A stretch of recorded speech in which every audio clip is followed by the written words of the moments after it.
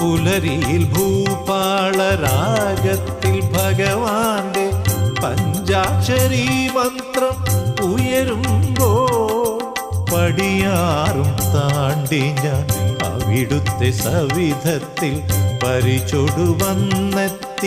നിന്ന പുണ്യം എൻ്റെ പരിതാപമൊഴിയുന്ന സത്മുഹൂർത്തം.